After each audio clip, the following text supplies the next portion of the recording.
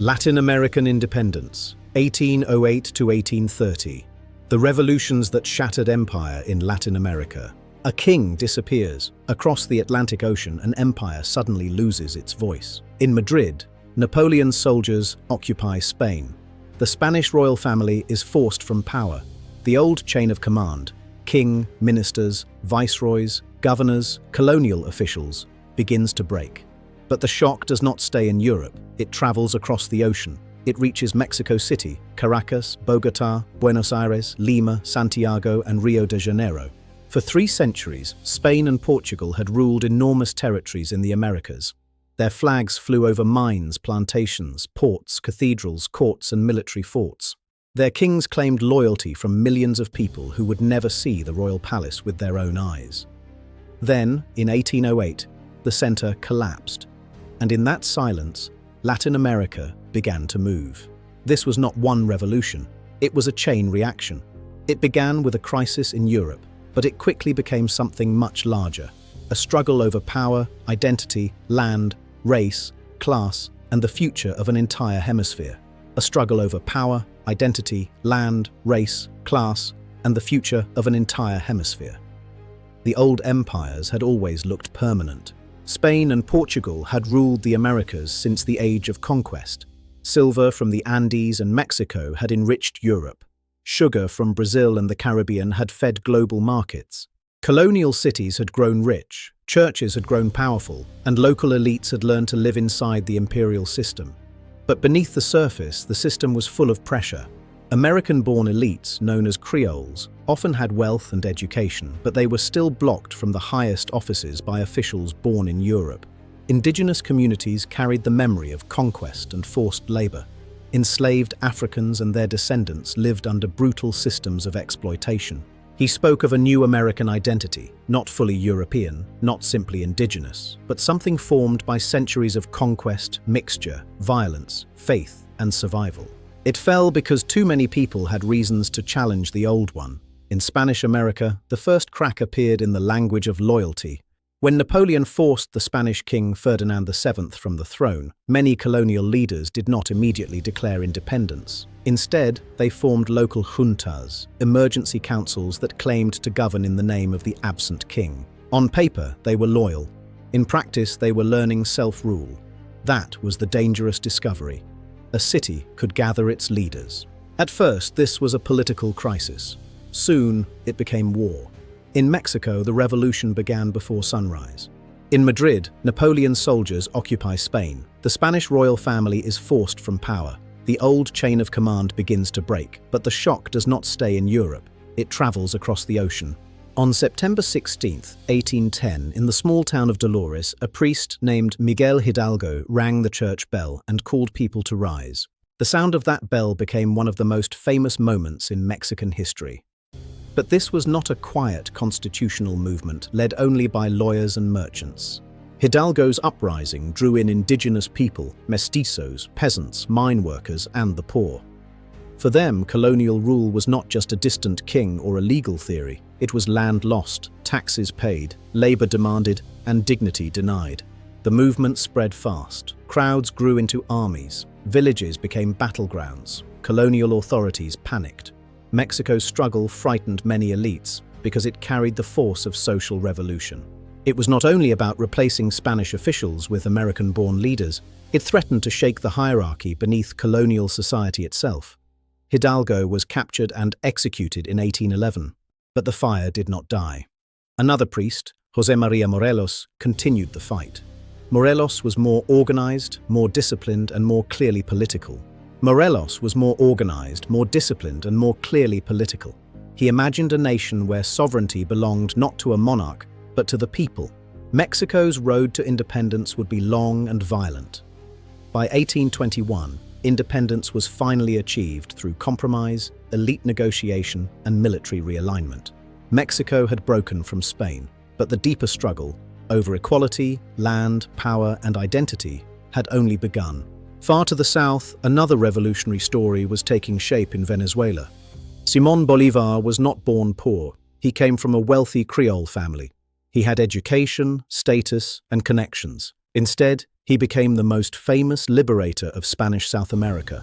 Bolivar's world had been shaped by the revolutionary age. Its geography was vast, its societies were deeply divided, its regions were separated by mountains, jungles, plains, and deserts. A revolution in Caracas did not automatically mean a revolution in Bogotá, Quito, Lima, or La Paz. Bolivar learned this the hard way.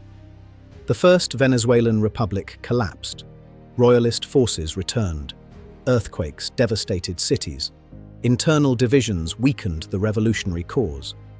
Bolivar went into exile, returned, lost again, and returned again. His greatness was not that he never failed. It was that he kept turning defeat into strategy. Bolivar came to understand that independence needed more than military courage. It needed a political vision strong enough to hold different people together. Bolivar went into exile, returned, lost again, and returned again. His greatness was not that he never failed. It was that he kept turning defeat into strategy. Bolivar came to understand that independence needed more than military courage. It needed a political vision strong enough to hold different people together. He spoke of a new American identity, not fully European, not simply indigenous, but something formed by centuries of conquest, mixture, violence, faith, and survival. Empires survive not only through armies, but through imagination. They teach people to believe that power naturally comes from the center. They make distant kings feel necessary. They make colonial rule feel like the normal order of the world. Bolivar's revolution attacked that imagination. It told people that America did not need permission from Europe to exist. In 1819, Bolivar made one of the boldest decisions of the independence wars. Instead of taking the obvious route, he led his army through the flooded plains and icy mountain passes toward New Granada, in modern Colombia. The march was brutal. Men crossed rivers, swamps, and freezing heights. Horses died, supplies ran low, soldiers suffered from hunger, cold, and exhaustion. The Andes were not just a backdrop, they were an enemy. But the difficulty of the route became its advantage. At the Battle of Boyacá, Bolivar's forces won a decisive victory. Bogotá fell. New Granada became the base for a larger revolutionary project. From this victory emerged Gran Colombia, a vast republic that joined Venezuela, New Granada, Ecuador, and Panama under one political dream. For a moment, Bolivar seemed to be building a united continental power. It was one of the most ambitious visions of the age. While Bolivar fought from the north, José de San Martín was moving from the south. San Martín was a different kind of liberator. Less theatrical than Bolivar, less publicly dramatic. He was calm, disciplined, and strategic. He had served in the Spanish army in Europe before returning to South America and joining the cause of independence. He saw the map with a soldier's eye. The heart of Spanish power in South America was Peru. As long as Peru remained a royalist stronghold, independence elsewhere would remain insecure. But San Martín did not march straight toward Peru. He built an army in Argentina. Then he prepared to cross the Andes into Chile. The plan was enormous. Soldiers, horses, weapons, cannons, and supplies had to move through some of the most difficult mountains on Earth. The cold could kill. The altitude could break men before battle even began. In 1817, the Army of the Andes crossed into Chile. After the victory at Maipú in 1818, Chile became a secure base for the next stage of the war. San Martín then turned toward Peru by sea. It was a slow, careful strategy. Cross the mountains, control Chile, reach the Pacific, then strike the royalist center from the coast. In 1821, San Martín entered Lima and proclaimed Peru's independence. But the war was not finished. Royalist forces still held the interior. Peru remained the final great problem. Then came one of the most mysterious meetings in the history of the independence movements. In 1822, Bolivar and San Martín met in Guayaquil. The two great liberators were finally face to face. They had both crossed mountains. They had both built armies. They had both fought Spain across impossible distances. The meeting was private. The details remain uncertain, but the result was clear. San Martín stepped aside. Bolivar continued the final campaign. It is one of history's most striking exits. San Martín had helped liberate Argentina, Chile, and Peru. He had opened the road to the final defeat of Spanish power. Then, instead of fighting Bolivar for leadership, he left the center of the stage. On December 9, 1824, at the Battle of Ayacucho, independence forces led by Antonio José de Sucre defeated the Spanish Royalist army. Ayacucho was not just another battle. It was the moment Spanish military power on the South American mainland effectively collapsed. The decisive blow came in the highlands of Peru. On December 9, 1824, at the Battle of Ayacucho, forces led by Antonio José de Sucre defeated the Spanish Royalist army. For centuries, Spain had ruled from Mexico to the Andes, from Caribbean ports to Pacific highlands. Its empire had survived rebellions, reforms, wars, and rival powers. But after Ayacucho, the old system could not be restored. The Royalist army was broken. The imperial center had lost its grip. The future of South America would no longer be decided in Madrid. Brazil followed a different road. Its independence did not begin with a massive republican war like much of Spanish America. It began with an extraordinary event. The Portuguese royal court crossed the Atlantic. When Napoleon's forces threatened Portugal, the royal family fled to Brazil. Rio de Janeiro became the seat of the Portuguese monarchy. This changed everything. Brazil was no longer simply a colony ruled from Europe. For a time, it became the center of the Portuguese Empire itself. Ports opened, institutions expanded, the political weight of Brazil grew. Then, after Napoleon's defeat, Portugal tried to pull Brazil back into a subordinate position. But continuity came at a cost. Many old hierarchies survived. Slavery continued.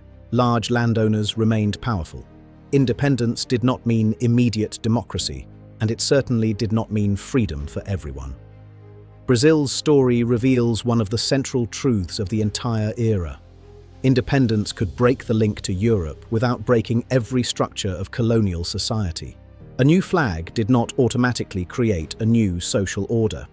By the late 1820s, the political map of the Americas had been transformed. Mexico was independent. Gran Colombia had emerged, though it would soon break apart. Peru and Bolivia had broken from Spanish rule. Chile and Argentina had secured their independence. Brazil had become an empire of its own. Across the hemisphere, European rule had been pushed back in ways that would have seemed impossible only a generation earlier. The old Atlantic world had changed. For centuries, Europe had treated the Americas as territory to be claimed, extracted from, converted, governed, and defended. The independence movements shattered that assumption.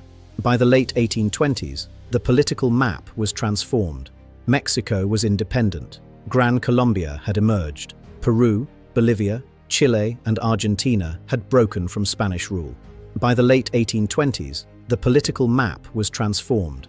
Mexico was independent. Gran Colombia had emerged. Peru, Bolivia, Chile, and Argentina had broken from Spanish rule. They proved that colonies could become nations across an entire continent. They also showed how difficult that transformation could be. The wars of independence did not produce one united Latin America. They produced many new states with different interests, different regions, and different internal conflicts. The fall of empire created opportunity. It also created a vacuum. That is why this turning point matters so deeply. Latin American independence did not simply change who ruled in Mexico City, Caracas, Lima, Buenos Aires, or Rio de Janeiro. It changed the balance of the Western Hemisphere. It weakened European imperial power in the Americas. It created new countries that would shape global trade, diplomacy, migration, culture, and politics. It helped inspire later struggles over sovereignty and national identity around the world. It also forced the United States and Europe to rethink the hemisphere. In 1823, the Monroe Doctrine announced that the Americas were no longer open to new European colonization. That statement only made sense because Latin American independence had already changed the political reality on the ground. A hemisphere once dominated by European empires was becoming a hemisphere of independent states, imperfect states, unequal states, often unstable states, but states with their own flags, armies, leaders, and claims to sovereignty. The tragedy is that many of the revolutionaries did not live to see their dreams fulfilled. Bolivar wanted unity, but Gran Colombia collapsed. By 1830, the year he died, his great continental project was falling apart. San Martín spent much of his later life away from the lands he helped liberate. Mexico won independence, then struggled through monarchy, republic, military conflict, and foreign pressure. Brazil remained unified but preserved monarchy and slavery long after independence. The wars had destroyed the old colonial order, but they had not solved the deepest problems of colonial society. Land remained unequal, race remained powerful, regional elites fought for control, armies became political actors. The promise of citizenship often moved faster on paper than in real life, and yet none of that erases the scale of what happened. Between 1808 and 1830, Latin America broke the political architecture of empire. The Spanish and Portuguese monarchies could no longer command the Americas as before. The map had been redrawn. The language of sovereignty had crossed oceans, mountains, and battlefields. The people of Latin America had entered the modern age not as colonies waiting for orders, but as nations struggling to define themselves. The story began with a missing king, but it did not end with the return of any king. It ended with bells ringing in Mexico, armies crossing the Andes, royal courts fleeing across the ocean, generals meeting in secret, and a final battlefield victory in the mountains of Peru. It ended with empire broken into nations, and it left behind one of the central struggles of modern history. After independence is won, how does a people build a country? That question did not end in 1830. It continued through the 19th century. It shaped revolutions, constitutions, civil wars, reforms, dictatorships, democracies, and national myths across Latin America. The independence movements did not create a perfect new world. They created a possible one. And that is why Latin American independence was one of the great turning points that changed the modern world.